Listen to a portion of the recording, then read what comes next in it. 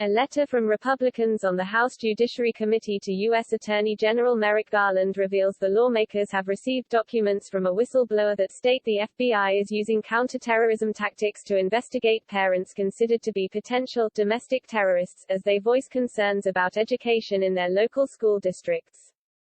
The documents, which state the FBI is adding threat tags to parents, appear to contradict Garland's testimony on October 21 during a House Judiciary Committee hearing in which he said the Department of Justice and the FBI were not using counterterrorism tools to investigate parents at school board meetings.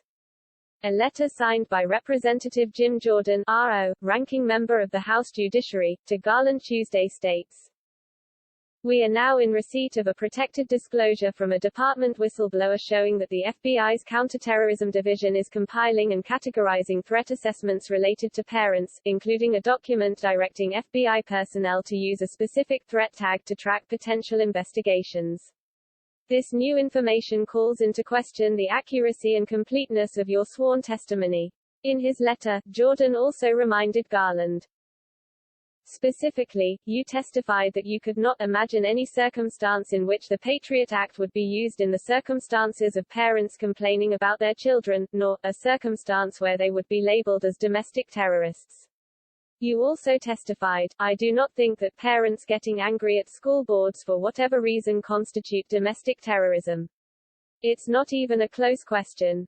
Jordan wrote the whistleblower provided an FBI email, dated October 20, the day before Garland's testimony, that referenced a directive from Garland on October 4 to the FBI to look into school board threats and apply a new threat tag, created by the Counterterrorism and Criminal Divisions, to investigations and assessments of threats specifically directed against school board administrators, board members, teachers, and staff.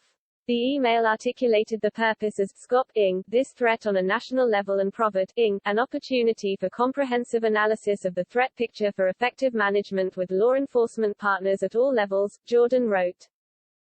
On September 30, top officials of the National School Boards Association (NSBA) sent a letter to President Joe Biden seeking federal assistance to target parents voicing concerns at school board meetings about issues affecting their children's education. The letter recommended that federal laws such as the Patriot Act be used to explore whether these parents might be identified as domestic terrorists. The letter, signed by Viola M. Garcia, ed.D., the group's president, and Chip Slavin, ESQ, NSBA Interim Executive Director and CEO, made specific mention of parents voicing concerns about mask mandates and stated parents were engaging in propaganda purporting the false inclusion of critical race theory within classroom instruction and curricula. This propaganda continues despite the fact that critical race theory is not taught in public schools and remains a complex law school and graduate school subject well beyond the scope of a K-12 class, the NSBA officials wrote to Biden.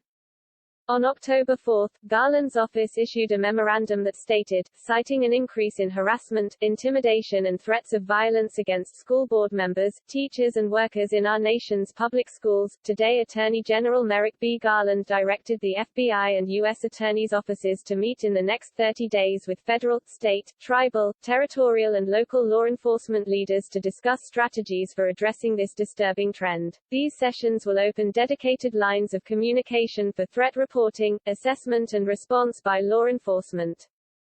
The Biden Education Department then announced October 13 it had appointed Garcia to the National Assessment Governing Board, a top position that provides oversight regarding which subjects students will be tested on in the National Assessment of Educational Progress, also known as the nation's report card.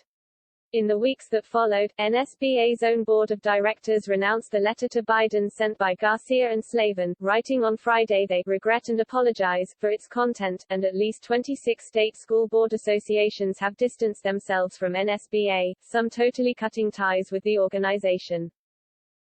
Emails obtained as well in October through public records requests by Parents Defending Education (PDE) revealed Garcia and Slavin had been in talks over the last several weeks with White House staff, and they requested additional information on some of the specific threats.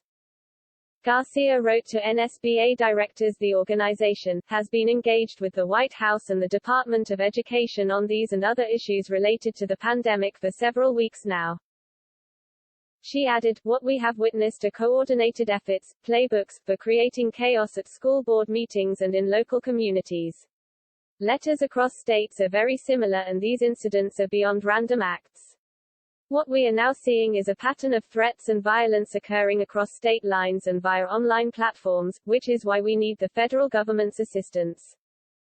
At best, if we assume that you were ignorant of the FBI's actions in response to your October 4 memorandum at the time of your testimony, this new evidence suggests that your testimony to the committee was incomplete and requires additional explanation," Jordan wrote to Garland.